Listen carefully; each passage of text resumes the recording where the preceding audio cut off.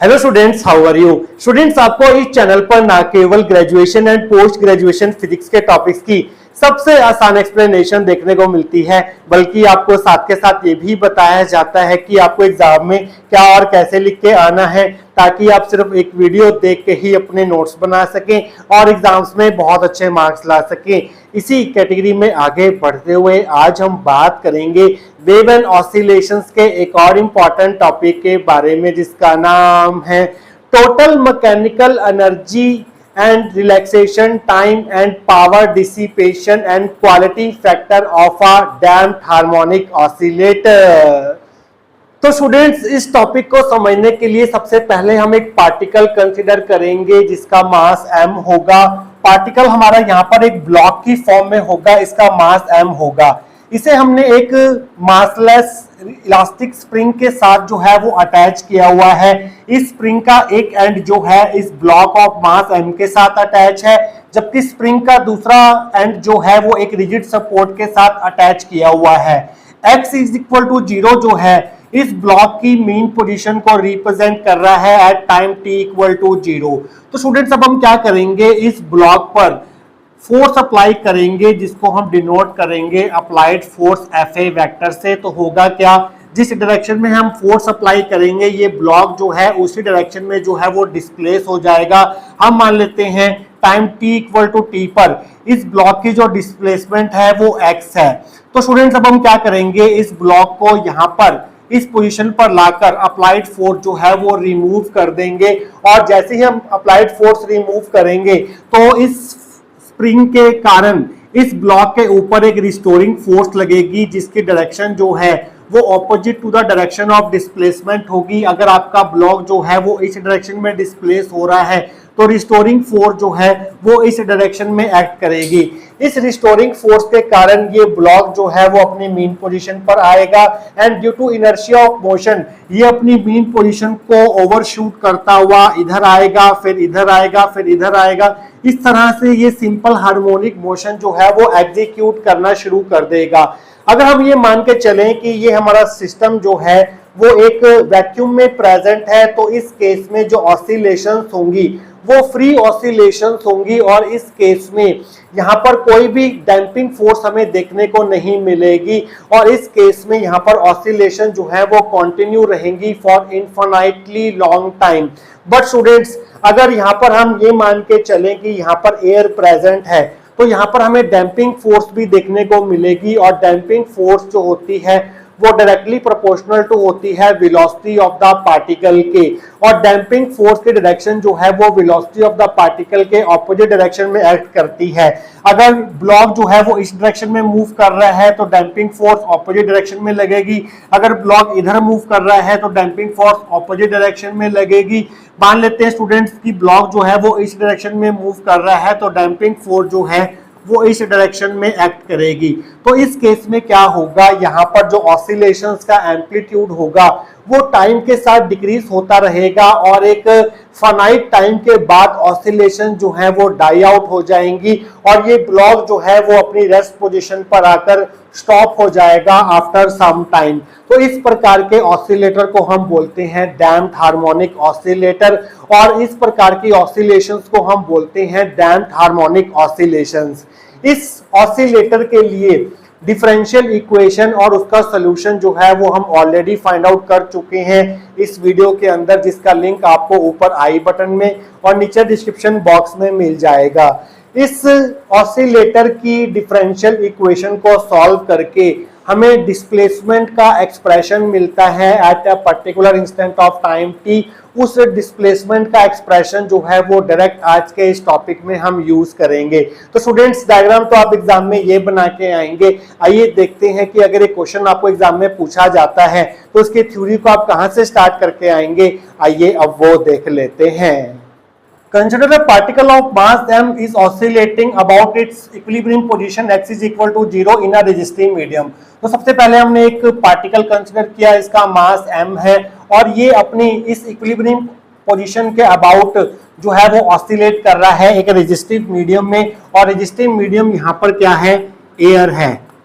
तो यहाँ पर ऑसिलेशंस जो होंगी वो डैम्प्ड ऑसिलेशंस होंगी।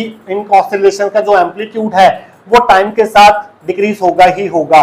It is executing damped harmonic oscillation, तो यहाँ पर जो ऑसिलेटर है वो डैम्प्ड हार्मोनिक ऑसिलेशन जो है वो एग्जीक्यूट कर रहा है। सबसे पहले हम फाइंड आउट करेंगे total mechanical energy E, that is variation of E with time t। हम यहाँ पर टोटल मैकेनिकल एनर्जी E का एक्सप्रेशन फाइंड आउट करना चाह रहे हैं, तो आप लास्ट में जब एक्सप्रेशन हमें मिलेगा टोटल मैकेनिकल एनर्जी का, उसमें आप देखेंगे कि जो टोटल मैकेनिकल एनर्जी है वो कांस्टेंट नहीं होगी जैसे कि सिंपल हार्मोनिक ऑसिलेटर के केस में होता था, बट यहाँ पर जो टोटल एनर्जी होगी वो टाइम के साथ वेरी होगी और उसका वेरिएशन भी हम देखेंगे विद टाइम t। तो टोटल एनर्जी E जो होगी यहाँ पर वो सम होगी kinetic energy and potential energy का। काइनेटिक एनर्जी होती है हमारे पास हाफ mv² और पोटेंशियल एनर्जी होती है हमारे पास हाफ kx², जहां पर k जो है वो है स्प्रिंग कांस्टेंट और x जो है वो डिस्प्लेसमेंट है पार्टिकल की at a particular instant of time t। ये हमारी होगी फर्स्ट इक्वेशन। तो स्टूडेंट्स अब हमें करना क्या है, x डिस्प्लेसमेंट की वैल्यू यहां पर पुट करनी है, वेलोसिटी फाइंड आउट करनी है, उस वेलोसिटी का एक्सप्रेशन यहां पर पुट करना है so that we can find out the final expression for total mechanical energy of damped harmonic oscillator.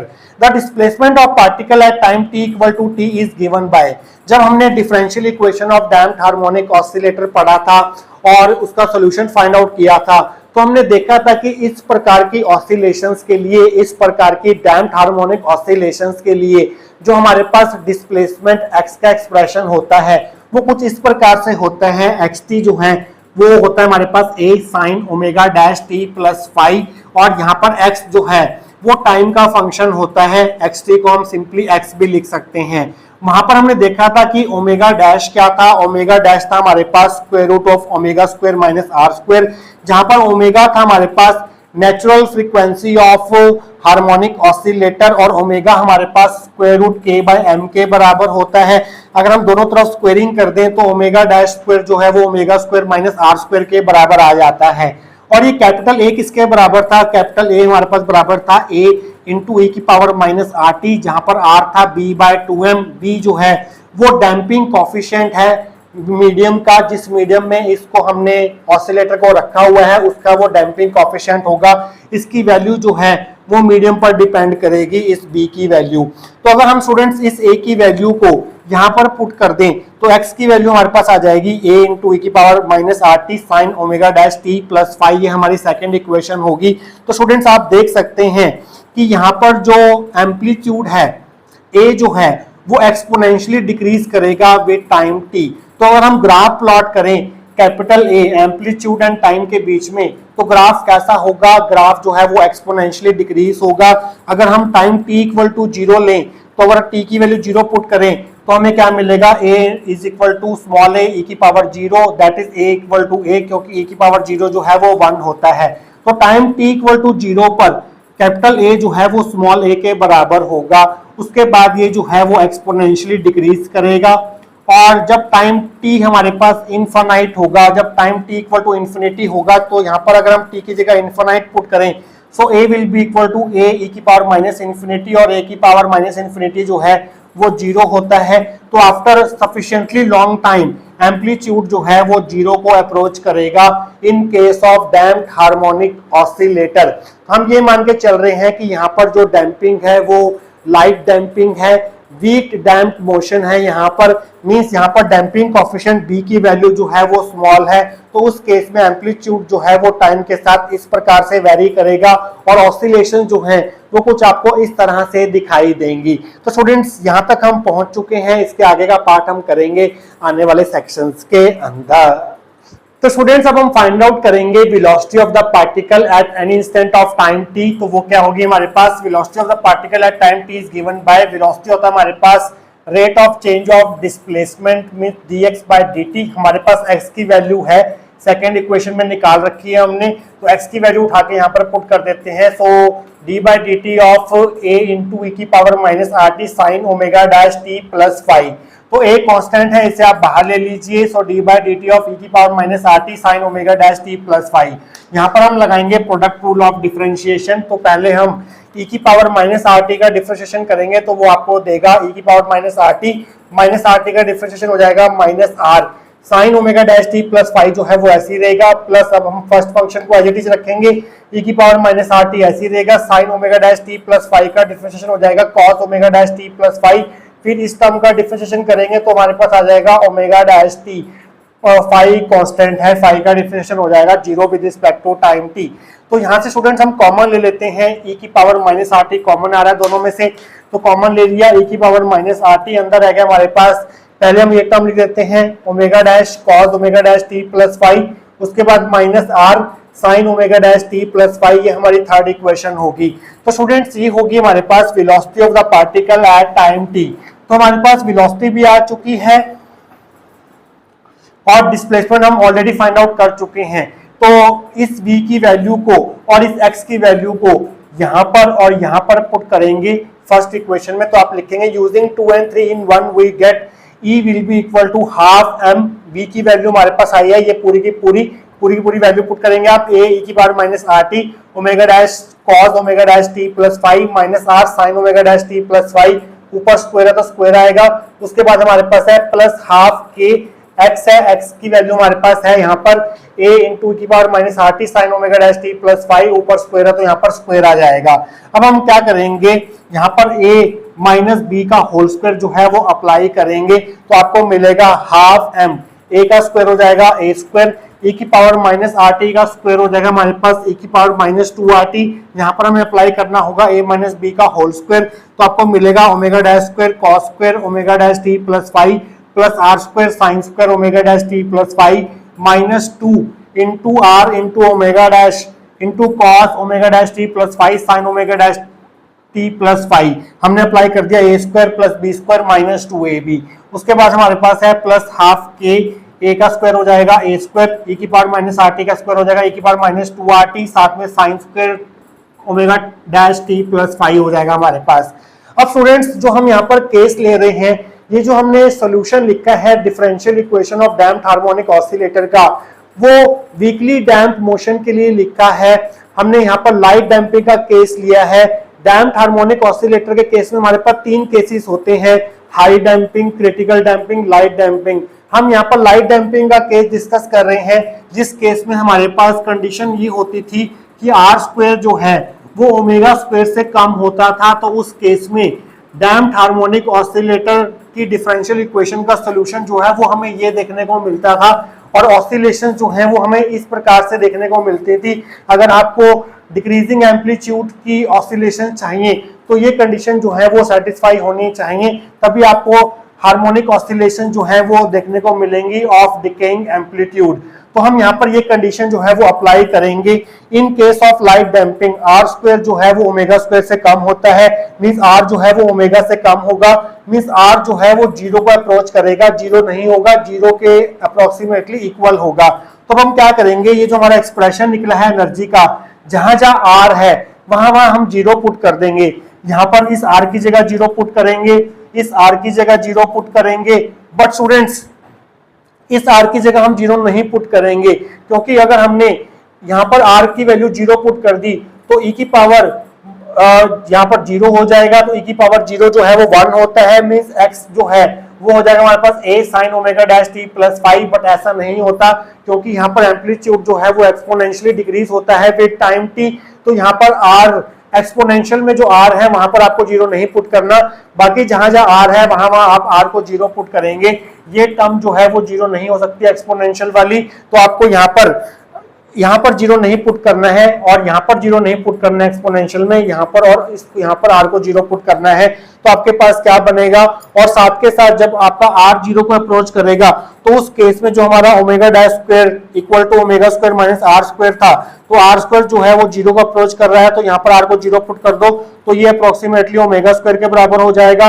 और ओमेगा हमारे पास किसके बराबर था, ओमेगा हमारे पास स्क्वायर रूट के बाय एम के बराबर था, तो ओमेगा स्क्वायर क्या हो जाएगा हमारे पास के बाय एम हो जाएगा, स्क्वायर से स्क्वायर रूट कैंसिल हो जाएगा। तो इस केस में ओमेगा डैश स्क्वायर जो है वो के बाय एम के बराबर होगा। तो आपको क्या करना है, इस ओमेगा डैश स्क्वायर की जगह के बाय एम भी पुट करना है साथ में, तो आपको मिलेगा E is equal to 1/2 M A square E की power minus two R T, के बाय एम आ गया इसकी जगह, cos square omega dash T plus five आ गया, ये पूरी की पूरी टर्म जीरो हो गई। आर की वैल्यू 0 पुट करने पर ये वैल्यू पूरी की पूरी 0 हो गई, आर की वैल्यू 0 पुट करने पर साथ में ये टर्म बचेगी प्लस हाफ के ए स्क्वायर ई की power minus 2RT sine square omega dash T plus Y. तो स्टूडेंट्स हम यहां तक पहुंच चुके हैं, इसके आगे के स्टेप्स हम करेंगे नेक्स्ट सेक्शन के अंदर। तो स्टूडेंट्स लास्ट सेक्शन में हम यहां तक पहुंच चुके थे। अब आप क्या करेंगे स्टूडेंट्स, एक तो m से m कैंसिल करेंगे और यहां से जो कॉमन आ रहा है वो कॉमन लेंगे। दोनों टर्म्स में से कॉमन हमारे पास आ रहा है हाफ के ए स्क्वायर ई की पावर माइनस 2RT जो है वो दोनों में कॉमन है, तो हमारे पास अंदर आ जाएगा cos square omega dash T plus 5 plus sign square omega dash T plus 5। इसकी वैल्यू हमारे पास 1 हो जाएगी। तो आपके पास सिंपली जो टोटल मैकेनिकल एनर्जी होगी डैम्प्ड हार्मोनिक ऑसिलेटर की वो इतनी निकल के आएगी। तो स्टूडेंट्स आप देख सकते हैं कि जो टोटल एनर्जी है डैम्प्ड हार्मोनिक ऑसिलेटर की वो टाइम के साथ एक्सपोनेंशियली डिक्रीज होगी। यहाँ पर simple harmonic oscillator means free oscillations की तरह टोटल एनर्जी जो है वो कांस्टेंट निकल के नहीं आ रही है, बल्कि एनर्जी जो है वो टाइम के साथ एक्सपोनेंशियली डिक्रीज हो रही है। तो अगर हम यहाँ पर ग्राफ प्लॉट करें ई और टाइम के बीच में, तो हमारे पास कैसा ग्राफ देखने को मिलेगा जब हमारे पास टाइम t इक्वल टू 0 होगा। तो अगर आप यहाँ पर t की वैल्यू 0 पुट करेंगे तो e की पावर 0 1 हो जाएगा। तो उस केस में e की वैल्यू जो होगी वो हाफ के ए स्क्वायर होगी और इस हाफ के ए स्क्वायर को हम मान लेते हैं e0। तो इस हाफ के ए स्क्वायर की जगह आप e0 पुट कर दीजिए। So e will be equal to e0 e की पावर माइनस 2RT, ये हमारी फिफ्थ इक्वेशन होगी। जब हमारे पास टाइम इनफाइनाइट होगा तो उस केस में e की पावर माइनस इनफाइनाइट हो जाएगा और e की पावर माइनस इन्फिनिटी जो है वो 0 होता है। तो हमारे पास जब टाइम t इक्वल टू 0 होगा तो हमारे पास डैम्प्ड हार्मोनिक ऑसिलेटर की जो टोटल एनर्जी जो है वो e0 के बराबर होगी और जैसे जैसे टाइम बीतेगा वैसे वैसे एनर्जी जो है वो एक्सपोनेंशियली डिक्रीज होगी। और इन case of light damping weekly damped harmonic motion के लिए जो एनर्जी है वो टाइम के साथ इस तरह से डिक्रीज होगी और बहुत लंबे समय के बाद एनर्जी जो है वो 0 को अप्रोच करेगी। तो स्टूडेंट्स यहाँ तक तो हमारे पास टोटल एनर्जी वाला एक्सप्रेशन जो है वो कंप्लीट होता है। इसके बाद हम बात करते हैं सेकंड पॉइंट की, जो कि है रिलैक्सेशन टाइम, जिसे हम टाउ से डिनोट करते हैं। ये वो टाइम इंटरवल होता है जिस टाइम इंटरवल में टोटल एनर्जी जो है डैम्प्ड हार्मोनिक ऑसिलेटर की वो इनिशियल वैल्यू मींस जब टाइम t इक्वल टू 0 था, इस एनर्जी का 1/e टाइम्स डिके हो जाती है। तो उस टाइम इंटरवल को हम बोलते हैं रिलैक्सेशन टाइम। तो स्टूडेंट्स जब हमारे पास टाइम t जो है वो टाउ के बराबर होगा तो एनर्जी जो है डैम्प्ड हार्मोनिक ऑसिलेटर की वो इनिशियल वैल्यू ऑफ एनर्जी का 1/e टाइम जो है वो डिक्रीज हो जाएगा और 1/e की वैल्यू जो है वो हमारे पास होती है 0.367। मींस जब हमारी एनर्जी जो है इनिशियल एनर्जी का 0.367 टाइम्स रह जाएगी उस टाइम इंटरवल को हम बोलते हैं रिलैक्सेशन टाइम। तो स्टूडेंट्स यहाँ पर हमारे पास होगा अप्रोक्सीमेटली e0/2 मींस 0.5e 0 और हमें ये चाहिए तो वो इसके थोड़ा सा नीचे होगा यहाँ पर, तो ये होगा हमारे पास e0/e मींस ये होगा हमारे पास 0.367 टाइम्स ऑफ e0। तो इसके कॉरस्पॉन्डिंग जो हमारे पास टाइम होगा दैट विल बी टाउ। तो स्टूडेंट्स यहाँ पर आप ये लिखेंगे, it is a time interval in which energy of the damped harmonic oscillator decay to 1/e times of its initial value e0। तो तब हमारे पास टाइम टाउ के बराबर होगा तो e जो है वो e0/e के बराबर होगा। तो यहाँ पर t की जगह टाउ पुट कर दो और इस e की जगह e0/e पुट कर दो तो आपको मिलेगा e0/e equal to e0 e की पावर माइनस 2r। e की जगह में टाउ पुट कर दिया तो e0 से e0 कैंसिल होगा, 1/e को हम e की पावर -1 लिख सकते हैं, that will be equal to e की पावर -2r टाउ। तो स्टूडेंट्स -1 जो है -2r टाउ के बराबर हो जाएगा, माइनस है माइनस साइन कट गया, so tau will be equal to 1/2r। ये हमारी सिक्स्थ इक्वेशन होगी, इसका हम आगे यूज करेंगे। बट r जो है वो हमारे पास होता है b/2m, तो इस r की जगह b/2m पुट कर दो, सो 2 से 2 कैंसिल हो गया, so tau will be equal to m/b। m constant है, इसका मतलब रिलैक्सेशन टाइम जो है वो डैम्पिंग कोएफिशिएंट b के इनवर्सली प्रोपोर्शनल टू होगा। जितना ज्यादा हमारे पास डैम्पिंग कोएफिशिएंट होगा उतना कम हमारे पास रिलैक्सेशन टाइम होगा। मींस ज्यादा रेजिस्टिव मीडियम में हमारे पास एनर्जी जो है वो जल्दी डिके करेगी और कम रेजिस्टिव मीडियम में हमारे पास एनर्जी जो है वो थोड़ा धीरे डिके करेगी। ये चीज का आप ध्यान रखेंगे। तो स्टूडेंट्स जो हमारा सिंपल हार्मोनिक ऑसिलेटर होता है जिसमें हम रेजिस्टिव मीडियम की बात नहीं करते, हमारा डैम्पिंग कोफिशिएंट जो है उस केस में 0 होता है। तो अगर हम यहाँ पर बी की वैल्यू को 0 पुट कर दें तो टाउ जो है वो हमारे पास अनडिफाइंड हो जाएगा। मींस सिंपल हार्मोनिक ऑसिलेटर के केस में, मींस फ्री ऑसिलेशंस के केस में हम रिलैक्सेशन टाइम जैसी कोई भी चीज की बात नहीं करते हैं। रिलैक्सेशन टाइम की बात हम करते हैं जहां पर हमारे पास डैम्पिंग मीडियम हो, रेजिस्टिव मीडियम हो, डैम्पिंग कोफिशिएंट की कुछ ना कुछ फाइनाइट वैल्यू हो। तो जैसे कि हमारे पास डैम्प्ड हार्मोनिक ऑसिलेटर के केस में है तो उस केस में हम रिलैक्सेशन टाइम की बात करते हैं। फ्री ऑसिलेशंस के केस में रिलैक्सेशन टाइम जो है वो अनडिफाइंड हो जाता है क्योंकि उस केस में बी 0 होता है। तो उस केस में हम रिलैक्सेशन टाइम की बात नहीं करते हैं। तो स्टूडेंट्स रिलैक्सेशन टाइम जो है वो कंप्लीट होता है। इसके बाद हम बात करेंगे power dissipation in case of damped harmonic oscillator के बारे में। तो स्टूडेंट्स अब हम फाइंड आउट करेंगे power dissipation in case of damped harmonic oscillator. पिछले सेक्शन में हमने देखा कि जो डैम्प्ड हार्मोनिक ऑसिलेटर की एनर्जी है वो टाइम के साथ डिक्रीज हो रही है। इसका मतलब यहाँ पर पावर डिसिपेशन तो होगा ही होगा और उस पावर डिसिपेशन का हमें एक्सप्रेशन जो है वो फाइंड आउट करना होगा। पावर डिसिपेशन का मतलब ये है कि आपका एनर्जी लॉस जो है पर सेकंड कितना हो रहा है। Means rate of decrease of energy in case of damped harmonic oscillator is known as power dissipation. तो आप लिखेंगे यहाँ पर the rate at which energy of a damped harmonic oscillator is dissipated is called power dissipation. किस rate से आपके oscillator की energy जो है वो खर्च हो रही है, डिसिपेट हो रही है, तो उसे हम बोलते हैं power dissipation. Means power dissipation equal to rate of change of energy with time T. तो यहाँ पर पावर जो है क्योंकि एनर्जी जो है क्योंकि टाइम के साथ डिक्रीज हो रही है तो यहाँ पर माइनस साइन जो है वो हम लगाएंगे। अब हम यहाँ पर E की वैल्यू पुट कर देते हैं जो हमने पिछले सेक्शन में फाइंड आउट की थी, जो की थी हमारे पास E0 e की पावर -2RT। तो अब हमें इसका टाइम डेरिवेटिव करना है तो आपको मिलेगा -E0 e की power -2RT into -2R। Minus minus हो जाएगा plus, so P will be equal to 2R E0 e की power -2RT। But E0 into e की पावर -2RT जो है वो E के बराबर है तो इसकी जगह हम E रख देते हैं। तो आपको मिलेगा P is equal to 2RE। ये हमारी 7th इक्वेशन होगी। बट R जो है वो होता है हमारे पास B/2M। तो 2 से 2 कैंसिल कर दीजिए, so P will be equal to BE/M। तो पावर डिसिपेशन जो है वो डैम्पिंग कोफिशिएंट B के डायरेक्टली प्रोपोर्शनल टू होता है। तो अगर हम फ्री ऑसिलेशंस की बात करें जहां पर हमारे पास कोई भी रेजिस्टिव मीडियम प्रेजेंट नहीं होता तो उस केस में डैम्पिंग कोफिशिएंट जो है वो 0 होता है। तो उस केस में पावर जो है वो 0 होगी। मींस सिंपल हार्मोनिक ऑसिलेटर के केस में, फ्री ऑसिलेशन के केस में हमारे पास कोई भी पावर डिसिपेशन हमें देखने को नहीं मिलेगी। एक बार आपकी ऑसिलेशन स्टार्ट हुई तो वो बहुत ही लंबे समय तक, इनडेफिनेट टाइम तक जो है वो चलती रहेंगी, कंटिन्यू रहेंगी। बट डैम्प्ड हार्मोनिक ऑसिलेटर के केस में रेजिस्टिव मीडियम की प्रेजेंस में, क्योंकि यहाँ पर पावर डिसिपेशन हमें देखने को मिल रहा है, पावर जो है वो B पर डिपेंड कर रही है, डैम्पिंग कोफिशिएंट पर डिपेंड कर रही है, तो उस केस में पावर डिसिपेशन तो होगा ही होगा और आपकी ऑसिलेशन जो है वो कुछ समय बाद जो है वो स्टॉप होंगी ही होंगी इन case of damped harmonic oscillator. तो अगर हम यहाँ पर power dissipation P and relaxation time tau के बीच में रिलेशनशिप ड्राइव करना चाहें तो वो हम कैलकुलेट कर सकते हैं। अगर हम 6th इक्वेशन को 7th में यूज करें, 6th इक्वेशन के अकॉर्डिंग टाउ जो है वो 1/2R के बराबर था, तो 2R जो है वो 1/टाउ के बराबर हो जाएगा। तो इस 2R की जगह यहाँ पर आप 1/टाउ रख दीजिए तो आपको मिलेगा P will be equal to 1/टाउ इंटू E। तो क्रॉस मल्टीप्लाई करेंगे so E will be equal to P into tau हो जाएगा। तो ये रिलेशनशिप होगा between power, relaxation time and energy of damped harmonic oscillator के केस में। तो स्टूडेंट्स लास्ट रह गया हमारे पास क्वालिटी फैक्टर Q। देखिए स्टूडेंट्स, फिजिक्स की कोई भी ब्रांच हो, चाहे वो वेव एंड ऑसिलेशंस हो, चाहे वो हम किसी एसी सर्किट की बात करें, एलसीआर सर्किट या पैरेलल रेजोनेंट सर्किट की बात करें, सभी ब्रांचेस ऑफ फिजिक्स में क्वालिटी फैक्टर की डेफिनेशन जो है वो सेम रहती है।